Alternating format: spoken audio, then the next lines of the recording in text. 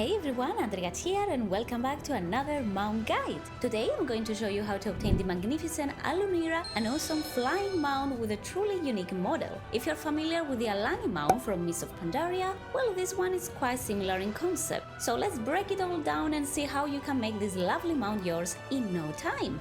First of all, Alunira is a guaranteed drop from a rare mob of the same name. However, things aren't as straightforward as just finding and killing her. She's surrounded by protective shield that prevents her from taking any damage. To deactivate that shield, you'll need an item called the Storm Vessel. Whoever uses this item on Alunira will get the mount to drop. Now you're probably wondering, okay, well, how do we create this Storm Vessel? Well, the process is pretty simple, but it will take some time and patience. To craft the Storm Vessel, you need to collect 10 Crackling Shards, and these shards have a low drop rate from any kind of mob on the Isle of Dorn. In my experience, it took 4,000 mobs to get all of them, which roughly equals to 6 to 7 hours of farming. Of course, your time might vary depending on your luck, as this is completely RNG based, for the better or for the worse.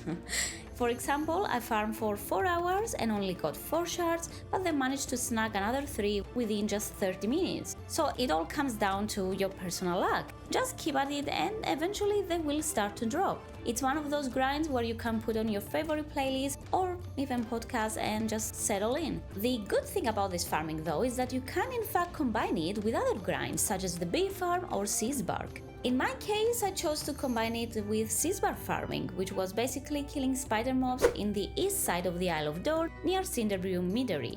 There is a cave filled with spiders that's great for farming, but unfortunately it has been nerfed. So what we did after the nerf was actually going outside of the cave, where there are a lot of mobs packed together. Now, if you want to be a bit more efficient with your farming, I highly recommend joining or even creating a pre-made group. 2 groups of 4 are ideal, but a full party of 5 will still work just fine too. Make sure to occasionally clear the mobs inside the cave as well, though the cave farm was, as I said, nerfed, so just focus more on the outside. There are about 3 spots above ground with packed mobs, so cycle through those and the cave to maximize your farm. If you know of any better farming spots, feel free to share in the comments down below.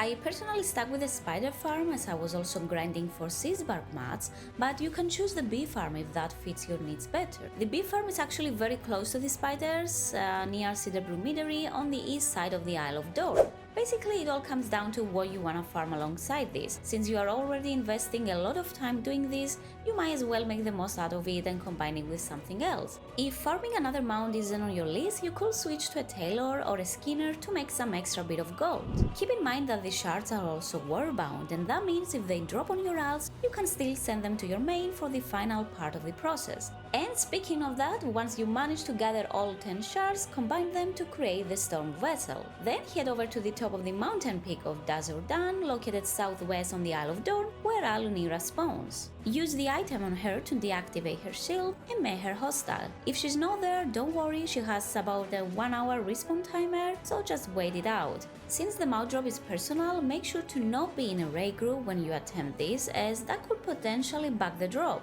Going solo is really your safest option here. Alunira is pretty easy to solo, but be careful not to fall, since you'll be fighting on literally the mountain top. Once you take her down, the mount is pretty much yours. And yeah, that's it guys, that's pretty much all. The process to obtain this mount is very simple, but farming the shards can be quite frustrating. Some people might get them within a few hours, while others could take up to 10 hours or even more. No one really knows for sure. That's just how RNG works, I guess, and we can all hope for the best. All we can do is just keep at it. I wish you the best of luck, and let me know in the comments how long it took you to collect all of these shards. As always, thank you so much for watching. If you enjoyed this video, be sure to give it a big thumbs up and don't forget to subscribe for more WoW coverage. Hit the bell to stay updated as well, and I'll see you in the next one. Bye!